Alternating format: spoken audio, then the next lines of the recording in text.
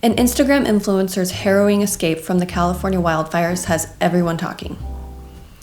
He also just happens to be a giant tortoise. Welcome to the Goodish news channel. I'm Ashley, your professional pessimist. The news lately has been less than stellar, so we're going to choose to pretend none of that is happening and focus on stories that are funny, uplifting, interesting, or just good-ish. Today I'll bring you a few stories of Californians who have found glimmers of hope during a pretty terrible time. A tiny house that's out of this world, and finally, a story about rocks. But they're really cool rocks, not just your garden variety rock. Why do I feel like you're doubting me? Anyway, welcome to your weekly dose of toxic positivity.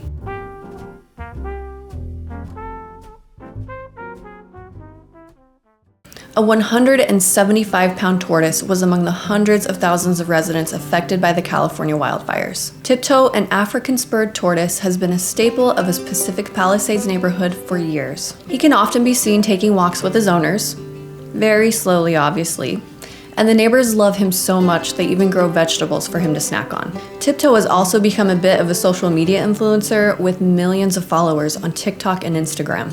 He often makes appearances at events for school-aged children and is generally loved by his community. Tiptoe's owner, Caitlin Doran, grew up in Pacific Palisades, and that's where her parents were still residing. Tiptoe lived in Caitlin's parents' backyard, but on January 7th, they were all forced to leave. You can imagine that evacuating a 175-pound reptile can get a little bit tricky. When it was time to evacuate, Tiptoe was hanging out under the heating lamp in his hutch. Here's a life hack for you if you ever need to get a giant tortoise to get moving. Bell peppers. It took 3 people to hoist Tiptoe into the back of an SUV. Unfortunately, Caitlin lost her childhood home where Tiptoe resided, and Tiptoe's hutch was also lost to the fire. Caitlin lives in Marina del Rey, and her landlord and some friends built a new hutch for Tiptoe in just a couple of days. Caitlin's parents are staying with her as they figure out their next steps. Tiptoe is taking everything in stride.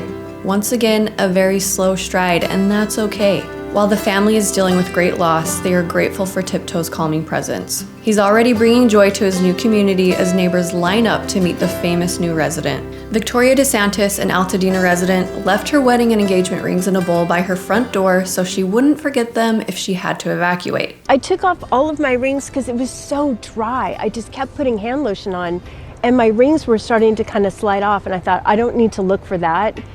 If the power goes off, I'll just set it by the front door with my keys so I can grab it on the way out. Unfortunately, when evacuation orders did come down, the rings were left behind. I really feel for Victoria because this is totally something I would do. The DeSantis family, like so many others, lost their home and nearly everything in it. Everything but Victoria's wedding band. When the family went back to survey the damage, Victoria asked some firefighters if they'd help her look for the rings. They jumped into action, and after a while, a firefighter pulled a wedding band out of the ashes. As you can imagine, Victoria was overjoyed. Preston Martin was attending the University of California, Santa Barbara, when he decided he wanted to live the van life. He purchased a sweet 1977 Volkswagen Type 2 and ditched his apartment lease. He lived in the van through his senior year of college and kept it up until last year. Martin designed surfboards, and he sold the van to his good friend and business partner, Megan Weinrob. Weinrob named the van Azul. The two friends went out surfing on January 5th, and afterwards, Martin parked the van for Weinrob up the hill from her apartment on a straight stretch of road. Weinrob is still learning to drive stick, so she wanted it parked somewhere flat. Makes sense. On January 7th, the Palisades fire exploded, and Weinrob had to evacuate. Sadly, Azul had to be left behind. The neighborhood where Azul was parked was completely destroyed by the fire.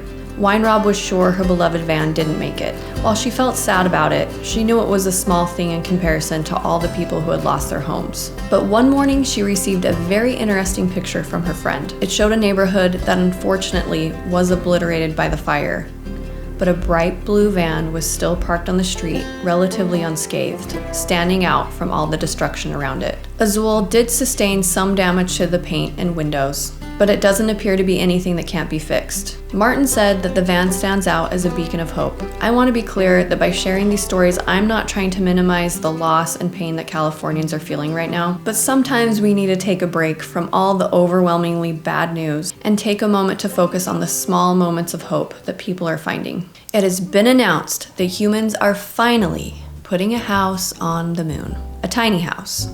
a very tiny house. 3 inches high, 4 inches wide, and 2.5 inches deep to be exact. Artist Michael Jenberg has been trying to put a house on the moon for 25 years, and it's finally going to happen, if all goes to plan. Jenberg is a Swedish artist known for his houses that he puts in some pretty unusual places. In trees, underwater, on the water, the Great Wall of China, the International Space Station. While all of these places are pretty interesting, Jenberg has had one ultimate goal. Pause for effect.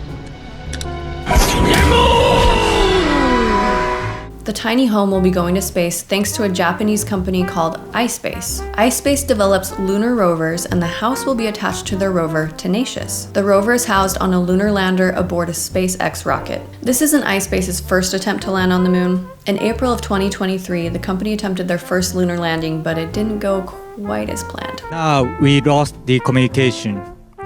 So we have to assume that we could not complete the landing on the lunar surface. Fingers crossed it goes better this time though. Unfortunately, we won't know for a while because the lander is taking a slow, energy-efficient path that will take 4 months for it to arrive. This reminds me of that tortoise story from a few minutes ago. If you believe they put a house on the moon. Cambridge University Press released a research article detailing the discovery of 600 engraved stone plaques dating back to around 3000 BC. The stones were engraved with images of the sun and crops. Around the same time in history, it's believed that there was a huge volcanic eruption that filled the sky with ash and darkened out the sun. Can you imagine living through this period of time and wondering what in the world is happening? It is believed that the images on the stones were a sort of prayer for the sun to come back and the crops to grow again. Different ice and sediment samples from around the world point to a volcanic eruption around the same time as when the stones were buried. The stones were discovered by Rune Iverson and his team at a ritual gathering site thought to have been built by people from the funnel beaker culture. The funnel beaker culture existed from 4300 to 2800 BC when groups of people in North Central Europe merged together, combining their skills. One group focused on farming while the other focused on hunting and gathering. So I guess they decided to combine their sweet skills. Nunchuck skills, bow hunting skills, computer hacking skills. Girls only want boyfriends who have great skills.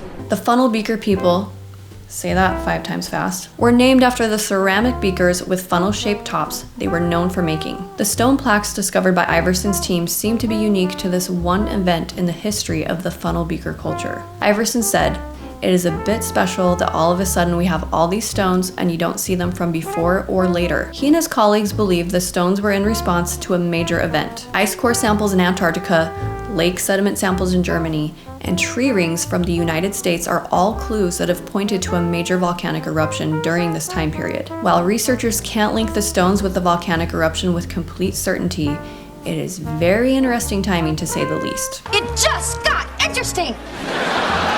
If you're looking for more good news in your life, check out my video from last week where I discuss an officer who went above and beyond the call of duty, the London Zoo's annual stocktake, and the discovery of archaeological evidence that dates back to an Egyptian queen who was almost erased from history. Also, if you've made it this far, please consider subscribing and we can ignore all the bad news together.